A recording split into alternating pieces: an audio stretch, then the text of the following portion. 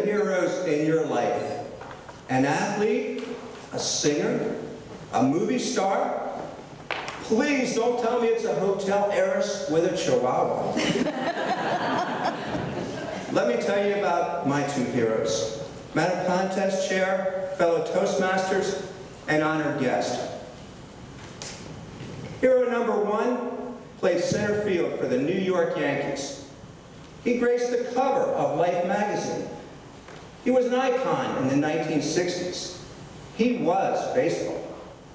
Mickey Mantle, the Mick. He could hit with power from the left. He could hit with power from the right.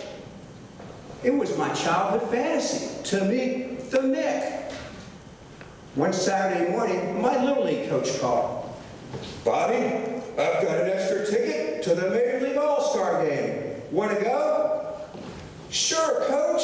That's swell.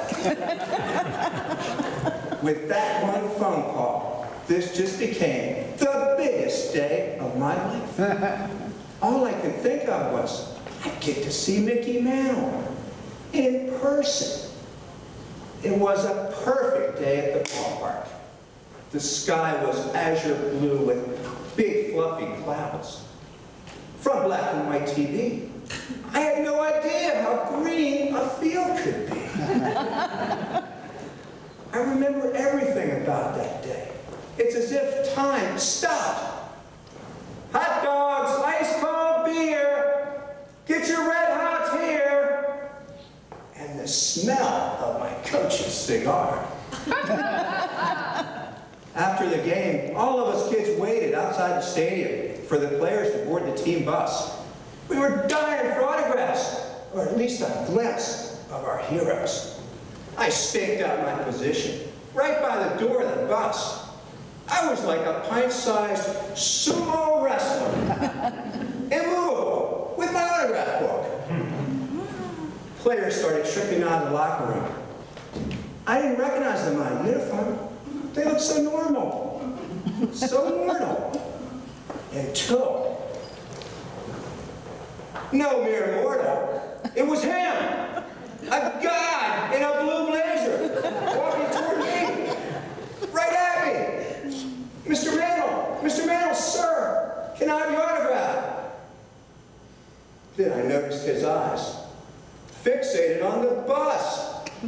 He never spoke, broke stride, or acknowledged any of us. I had to step aside to let him pass.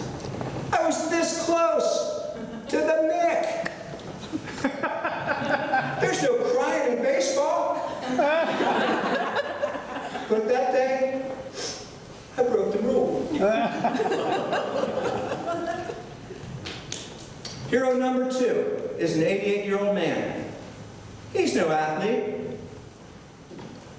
He uses a different type of wig.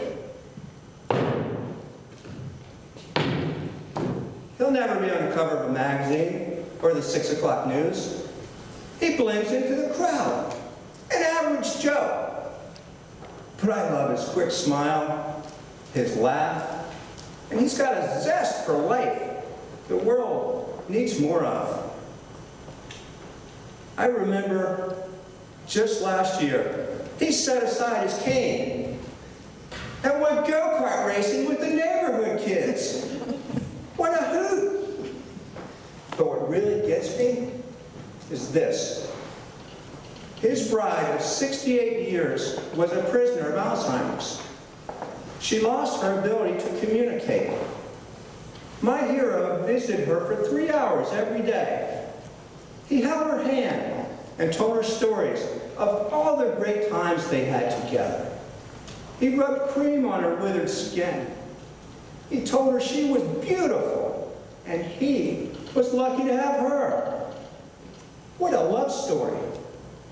He found joy in their relationship, even after it morphed into the long goodbye.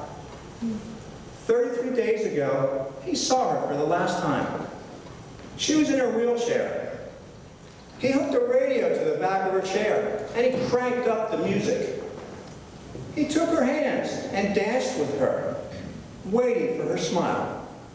Then he smiled. It was their last dance. She passed away peacefully the next morning. This hero means more to me than Mickey Mantle ever could have, even if he'd given me some attention and an autograph. My second hero's name is Lynn Edward. He goes by Ed. With my southern roots, I call him Daddy. As a kid, the Mick was this colossal figure in my life, and my father was a pain in my posterior.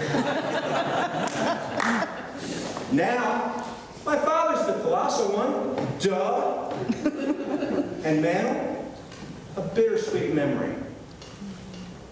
Worshipping the Mick wasn't all that bad. It taught me how to dream. But Daddy shows me how to love. If I can be half the man he is, I'll settle for ordinary. Who are the heroes in your life? Are you idolizing someone famous when the real hero's sitting right next to you? Maybe you're the real hero, inspiring those around you. There's not a person in this room who could hit 536 home runs in the major leagues. But you can hit a home run in life by being someone's everyday hero.